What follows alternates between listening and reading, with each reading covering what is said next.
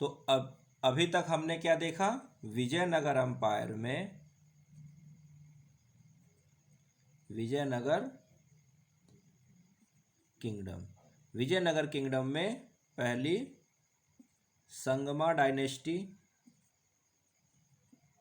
और after that Saluva dynasty, and Saluva dynasty ended in 1509। ठीक। और सलुवा डायनेस्टी के एक राजा जिसने इसकी शुरुआत की थी, सलुवा नरसिम्हा, उसके बारे में हमें जानकारी है। बाकियों के बारे में कोई बहुत अच्छी जानकारी हमारे पास अवेलेबल नहीं है और वो हमारे लिए इम्पॉर्टेंट भी नहीं है। ठीक है।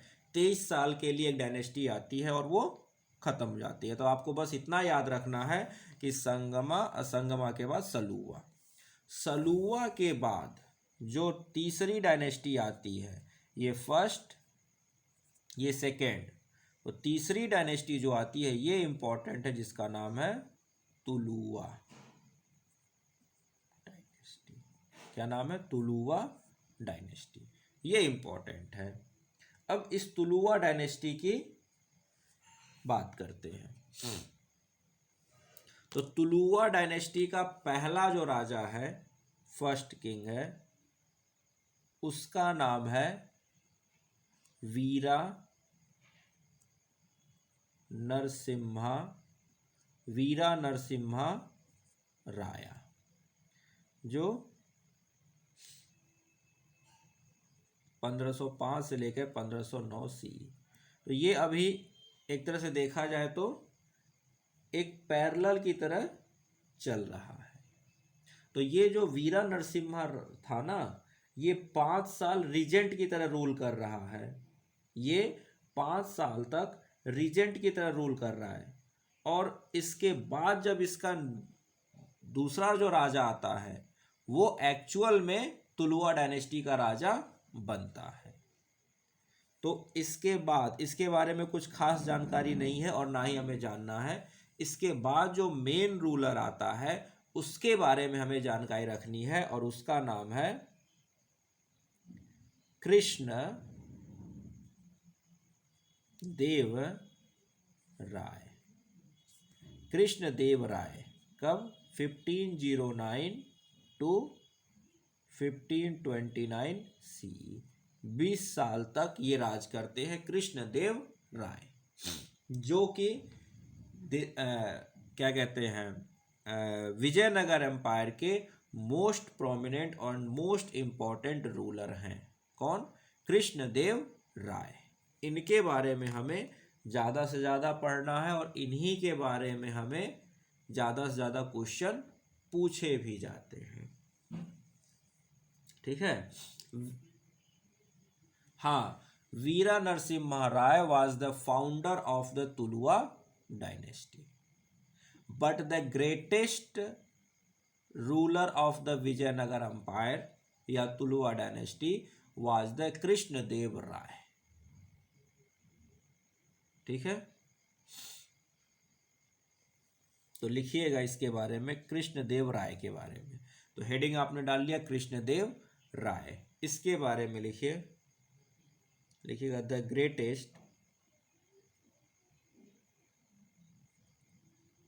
Greatest of the Vijayanagara rulers.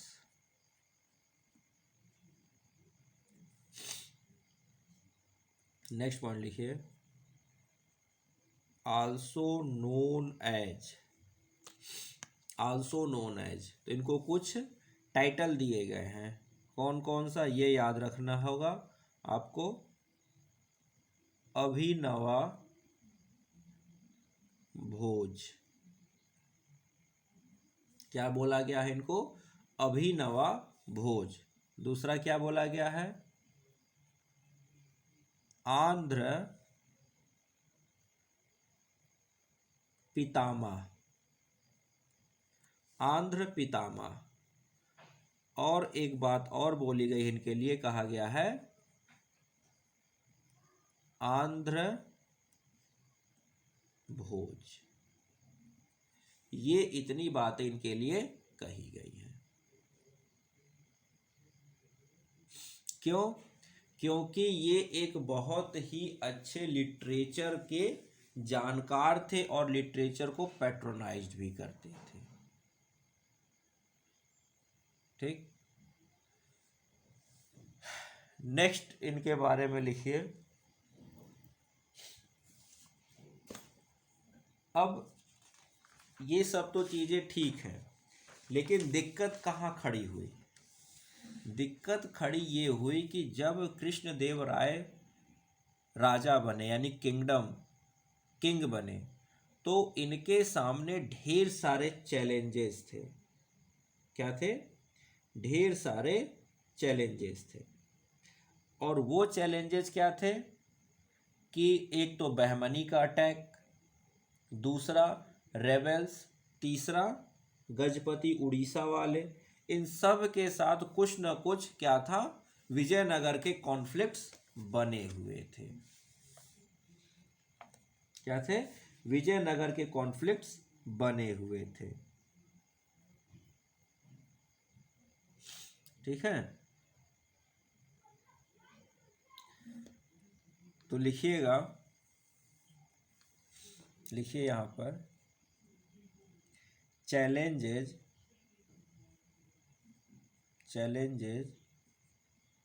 Before the Krishna Deva Raya, challenges before the Krishnadeva राय।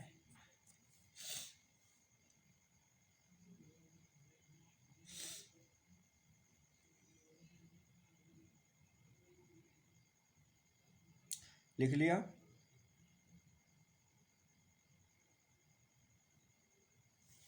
तो लिखिएगा क्या क्या इनके पास चैलेंजेस थे।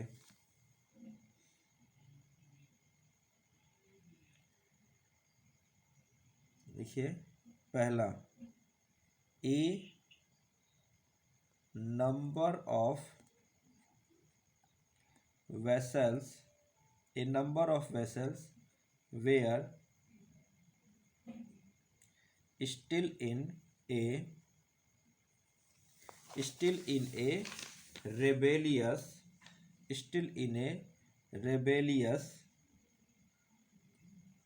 स्टेट। मतलब बहुत से इनके अंडर के जो छोटे छोटे राजा थे, जिन पर इन्होंने कंट्रोल कर रखा था, किसने? विजयनगर किंगडम ने, पहले के राजाओं ने। तो जब राजा वीक हुआ और इतनी इनस्टेबिलिटी आई, तो क्या हुआ, बहुत से जो इनके छोटे छोटे वेसल्स थे वो रिबेल करने लगे। तो जब कृष्णदेव राय किंग बने तो अभी भी वो लोग रिबेल कर ही रहे थे। और क्या था चैलेंज? लिखिए, हाँ, द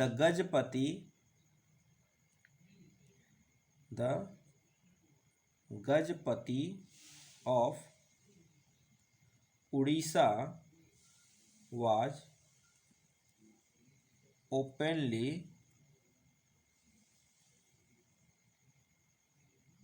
hostile and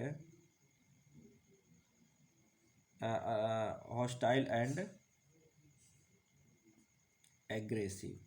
तो उड़ीसा का जो गजपति था वो बार बार अटैक कर रहा था और उसने नॉर्दर्न स्टेट के कुछ डिस्ट्रिक्ट्स को ऑक्युपाई भी कर लिया था। ये उड़ीसा का जो गजपति, यानी कि वही उड़ीसा वाला जो एरिया है वहाँ का राजा था गजपति, वो बार बार अटैक कर रहा था, उधर रेबेल। और तीसरा क्या था कि जो बहमनी अंपायर थे वो क्या कर रहे थे,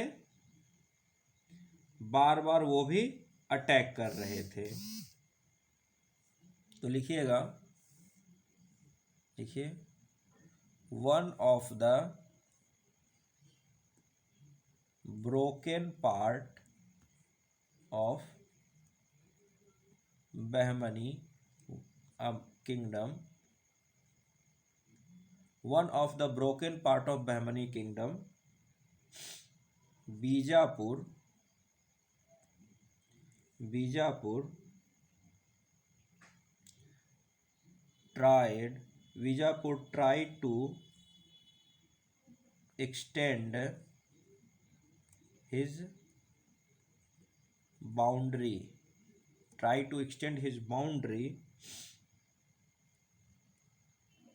into विजयनगर। तो यहाँ एक छोटी सी बात ये समझिए, one of Bahmani kingdom Bijapur, one of the broken part of Bahmani kingdom Bijapur try to extend his boundary into Vijayanagar.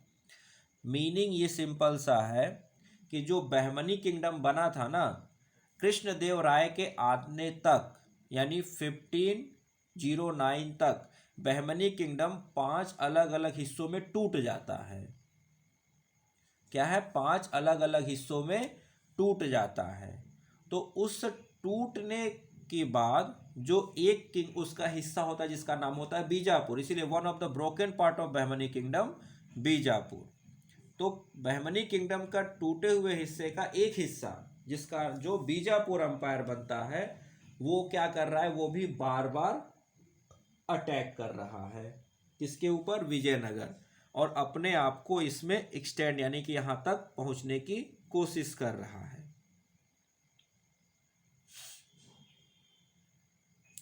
Next लिखिए, इसी के समय यानी कृष्णदेव राय के समय या विजयनगर के टाइम पर ही एक नई आफत इंडिया में आती है जिसका नाम है, लिखिएगा, the newly founded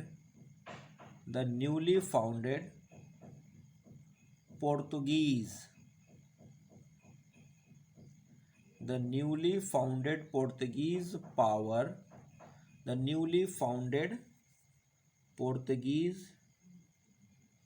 power on the west coast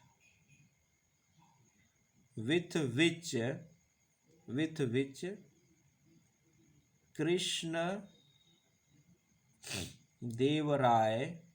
Krishnadeva राय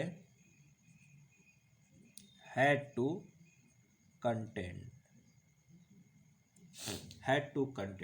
तो ये 4 अलग अलग प्रॉब्लम्स किसके सामने खड़ी हैं? कृष्णदेव राय के सामने।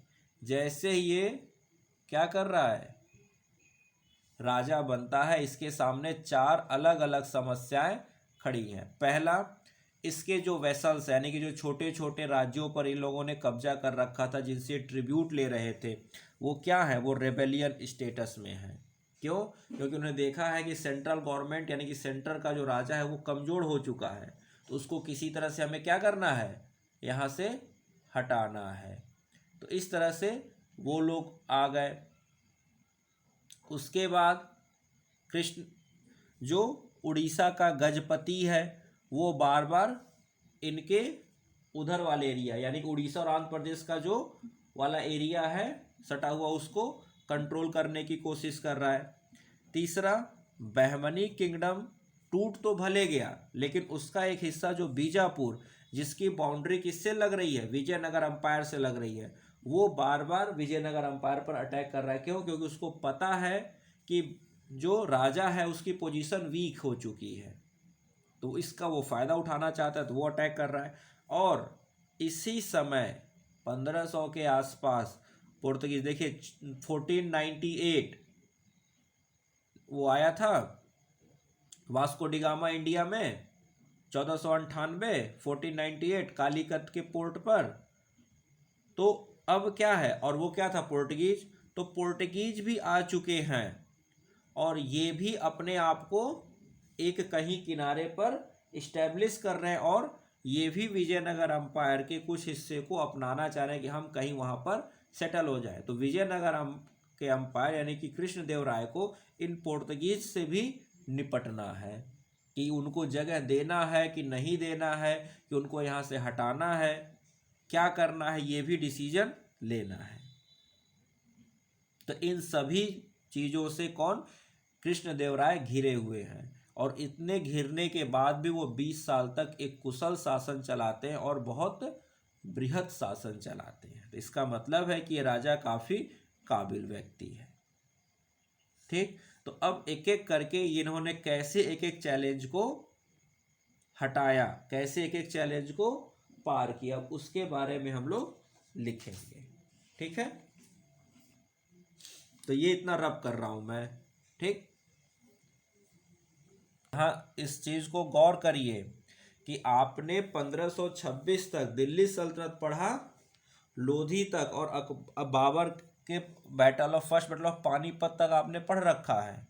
वहां तक आपको यूरोपियंस नहीं मिले, लेकिन जैसे ही आप साउथ इंडिया में कृष्णदेवराय को 1509 में पढ़ रहे हो, आपको यूरोपियन यानी कि पुर्तगालीज दिख रहे हैं। यानी कि जो यूरोपियन है वो सबसे पहले कहाँ पर आए हैं, साउथ इंडिया में आए हैं, ना कि वो नॉर्थ इंडिया में आए हैं।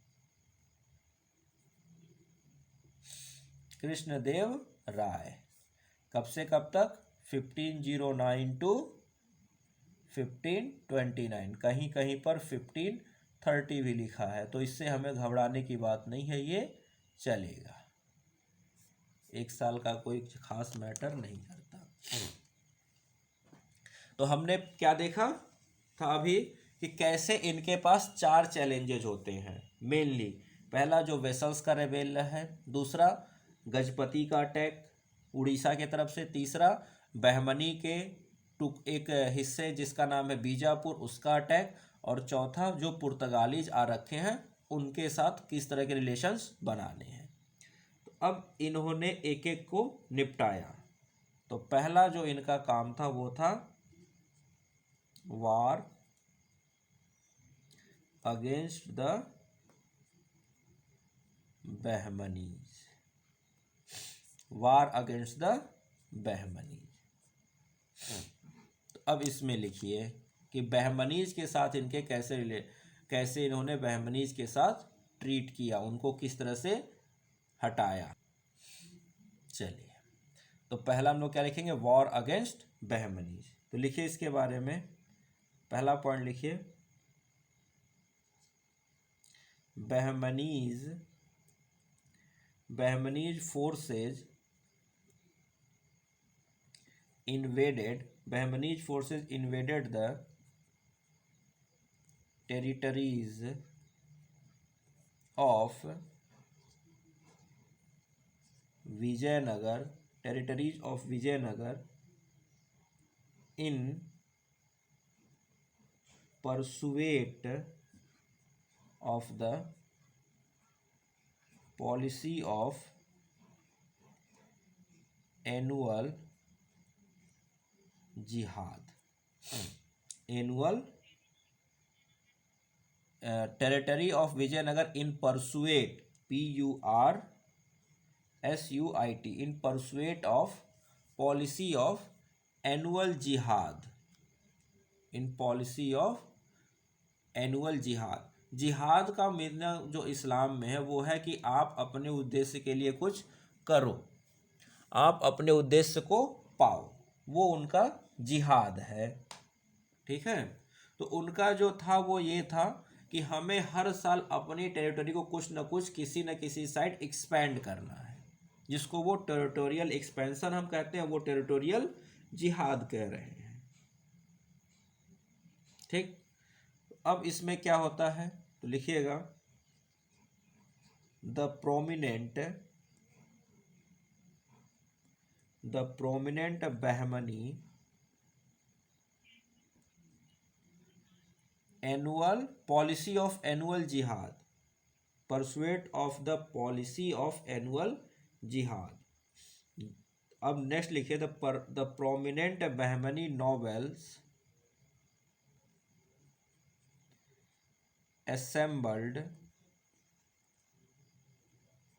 at Bidar and marched with Sultan Mahmud Shah and marched with Sultan Mahmud Shah on their annual raid into Vijayanagar. The prominent Bahmani nobles assembled at Bidar and marched with Sultan Mahmud Shah on their annual raid into Vijayanagar. कहने का मतलब कि हर साल कहीं ना कहीं red करके कोई ना कोई एरिया इनको जीतना होता था और अपने टेरिटरी को एक्सपेंड करके उसमें मिलाना होता था। तो उसी के तहत ये क्या हुए, जो नोबल्स थे, भाई फ्यूडेटरी सिस्टम था तो इनके फ्यूडेटरी नोबल्स कहाँ रहे थे,